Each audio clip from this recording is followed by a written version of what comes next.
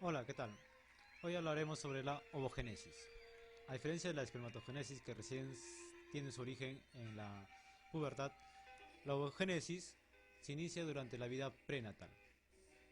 Estas células que dan origen a los óvulos sufren una interrupción cuando alcanzan la profase de la primera división de la meiosis y luego recién se continúan en la pubertad por la acción de diversas hormonas como la hormona luteinizante, la hormona folículo estimulante. Entonces, ¿dónde se da la ovogénesis? En los ovarios. Muy bien.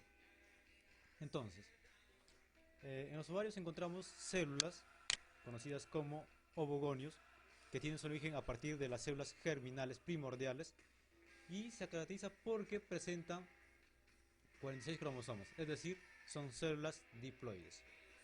Bien, estos ovogonios dan origen también a otros ovogonios, pero a la vez también dan origen a los ovocitos primarios,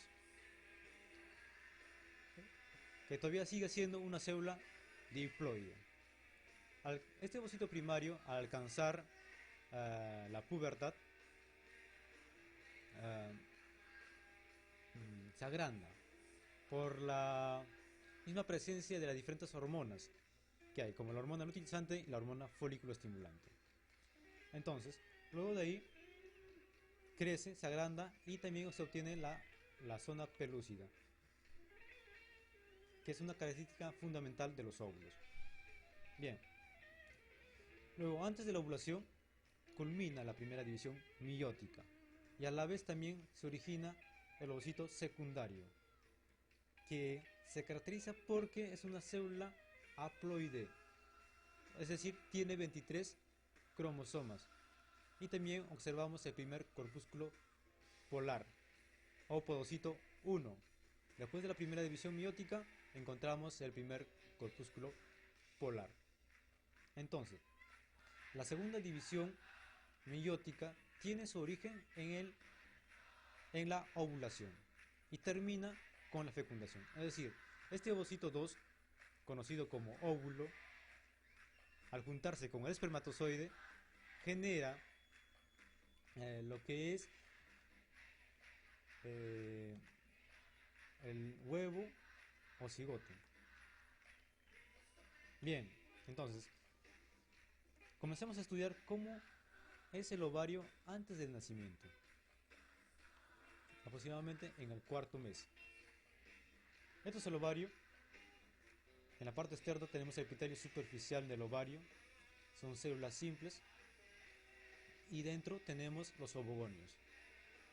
En la periferia se encuentran las células epiteliales planas.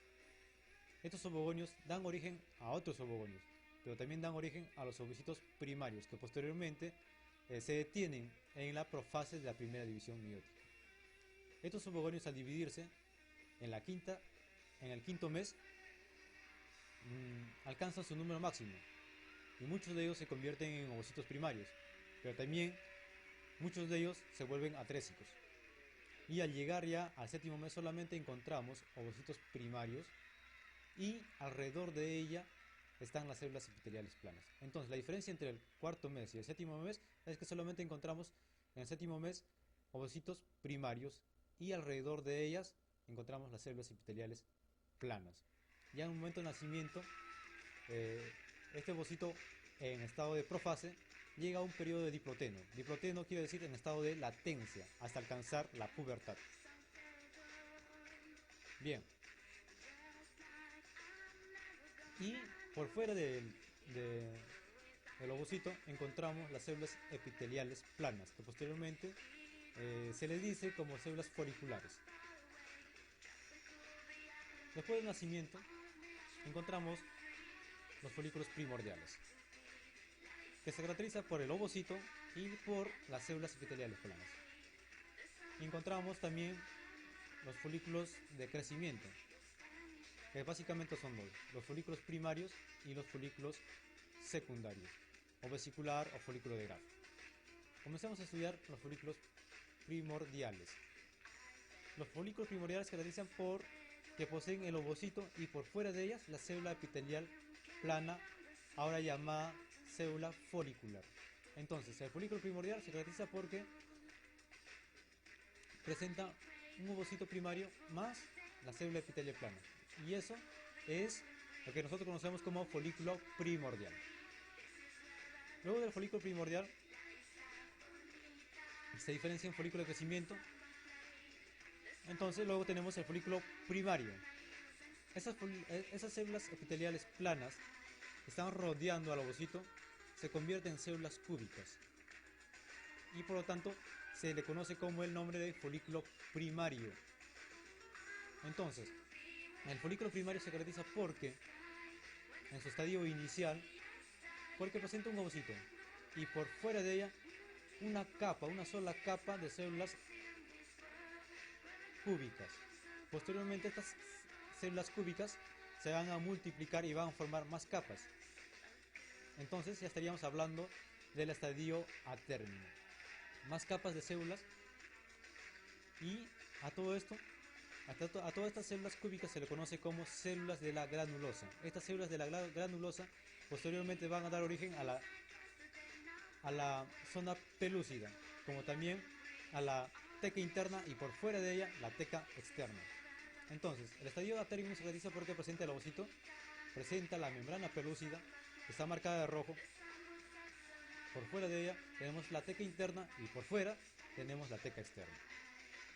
Bien, entonces, ¿cómo pasa de folículo primario a folículo secundario? Es muy sencillo. El ovocito se traslada hacia un extremo y las células de la granulosa que queda se comienzan a ahuecar, podríamos llamarlo así. Se llena de un líquido por todas partes y posteriormente forma lo que es antro folicular que tiene la forma de semiluna. Entonces comencemos a estudiar el folículo en estadio secundario, o llama también antral o vesicular, que se caracteriza por que presenta una teca externa, que es básicamente fibrosa, una teca interna, que es más vascularizada y se caracteriza porque secreta hormonas, como por ejemplo los estrógenos. También presenta lo que es el antro folicular. Antes tiene el nombre, cuando aparecen líquidos en todas partes de las células de la granulosa, toma el nombre de cuerpos de Kaltz-Exner. Luego también marcada de rojo la zona pelúcida y el ovocito primario. Luego va madurando y forma lo que es el folículo secundario maduro, propiamente dicho folículo de Graf, que igualmente se caracteriza porque presenta la teca externa, la teca interna y vemos que el antro folicular ha crecido más, se ha agrandado y que el ovocito se ha trasladado hacia un extremo y por fuera de ella encontramos células que toman el nombre de cúmulo oóforo, del cúmulo oóforo, y presenta también el ovocito primario. Entonces el folículo secundario de Graf presenta teca externa, teca interna, antro folicular más grande, cúmulo oóforo y ovocito primario. Las dos hormonas que participan en la ovogénesis, también como en el ciclo ovárico, son la hormona folículo estimulante y la hormona luteinizante, que son secretadas por la hipófisis anterior o adenohipófisis. En la pubertad, la diferencia de estas dos hormonas, la diferencia de concentración en la sangre de estas dos hormonas, genera lo que es el ciclo ovárico. En la ovulación se ve que la hormona luteinizante, que está marcada de color con línea celeste, se encuentra elevada. Y antes de ella se encuentra la folículo estimulante. Asimismo, como consecuencia de la elevación de la hormona luteinizante, en la parte inferior de color naranja se encuentra elevada la progesterona. Y como consecuencia del aumento de la hormona folículo estimulante se encuentra elevada los estrógenos.